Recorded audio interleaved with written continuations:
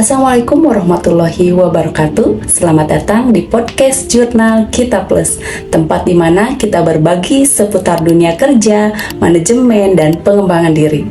Kali ini bertemu lagi dengan saya, host kece, Hani Hadiani. Pada kesempatan hari ini kita akan ngobrol santai tapi penuh makna tentang hari 17 Agustus 1945. Hari yang menjadi tonggak sejarah lahirnya bangsa Indonesia sebagai negara yang merdeka. Selamat menyimak. Setiap tanggal 17 Agustus, hampir seluruh rakyat Indonesia merayakan hari kemerdekaan. Bendera merah putih berkibar di setiap rumah, sekolah, kantor, hingga jalan-jalan desa. Berbagai perlombaan digelar, mulai dari panjat pinang, balap karung, makan kerupuk, hingga upacara bendera. Namun, pernahkah kita bertanya mengapa tanggal ini begitu istimewa? Banyak orang mengenalnya sebagai hari libur nasional, tetapi sesungguhnya tanggal 17 Agustus adalah hari ketika bangsa Indonesia menyatakan kepada dunia bahwa bangsa ini telah berdiri sebagai negara yang merdeka, bebas dari penjajahan. Kemerdekaan yang kita nikmati hari ini tidak datang begitu saja. Ia lahir dari perjuangan panjang dipenuhi pengorbanan, air mata, bahkan darah para pahlawan. Indonesia sebelum merdeka, bangsa Portugis datang lebih dahulu untuk mencari rempah-rempah. Setelah itu, Belanda melalui VOC mulai menguasai perdagangan dan kemudian menjelajah wilayah Nusantara.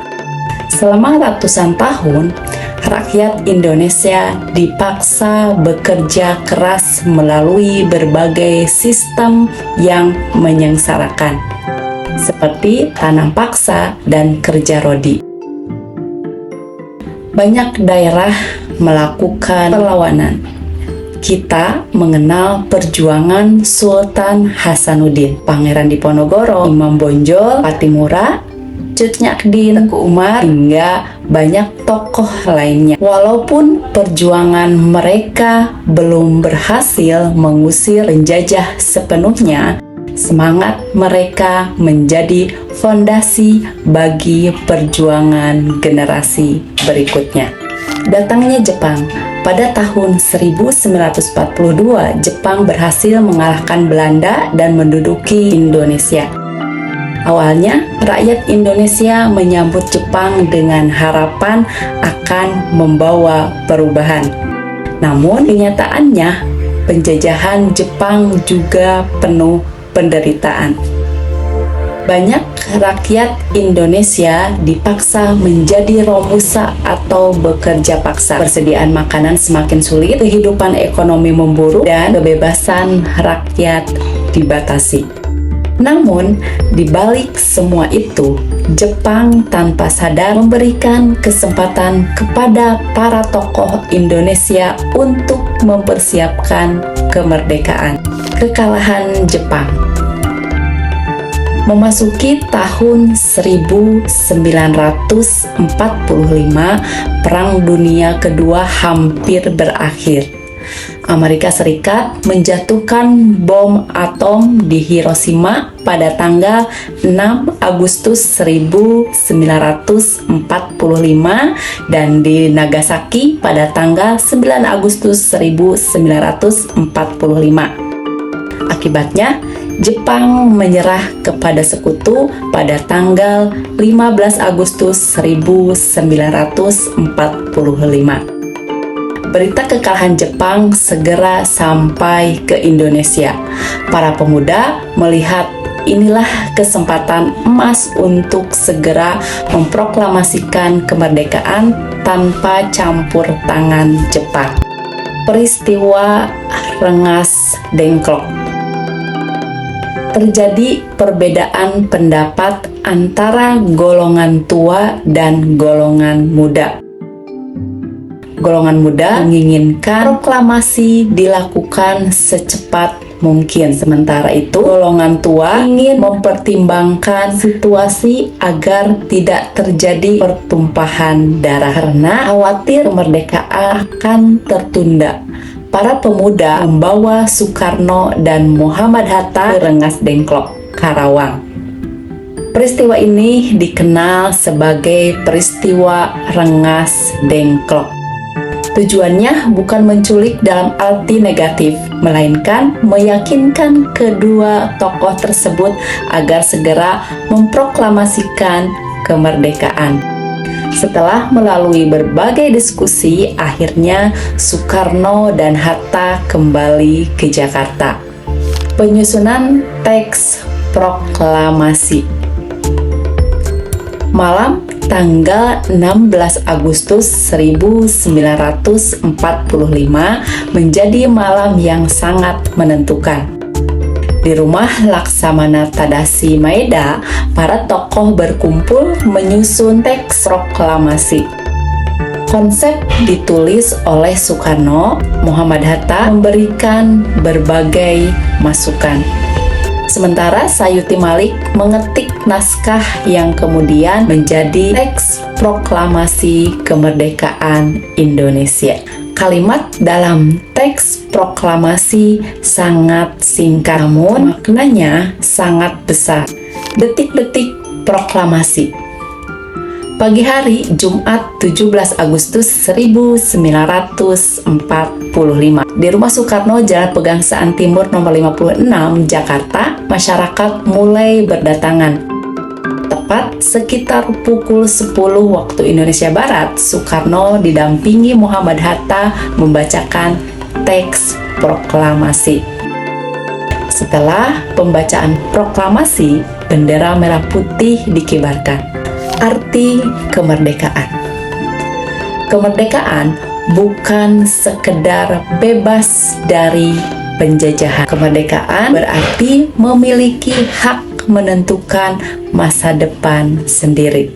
Kita bebas memilih pendidikan, bebas berkarya, bebas membangun ekonomi, bebas mengembangkan ilmu pengetahuan. Namun kemerdekaan juga membawa tanggung jawab. Setiap warga negara memiliki kewajiban menjaga persatuan, menghormati perbedaan, mengisi kemerdekaan di era modern. Generasi saat ini tentu tidak lagi mengangkat senjata melawan penjajah, tapi perjuangan belum selesai. Musuh kita sekarang adalah kebodohan, kemiskinan, korupsi, narkoba, penyebaran hoaks, intoleransi, dan rendahnya kualitas sumber daya manusia. Cara kita berjuang adalah belajar dengan sungguh-sungguh, bekerja secara profesional, berwirausaha, membayar pajak, menjaga lingkungan, menggunakan media sosial secara bijak, menghasilkan karya yang bermanfaat, mencintai produk dalam negeri. Semua itu adalah bentuk nyata mengisi kemerdekaan. Dari peristiwa 17 Agustus 1945, kita belajar banyak hal. Pertama, keberanian mengambil keputusan. Kedua, persatuan lebih penting daripada perbedaan pendapat.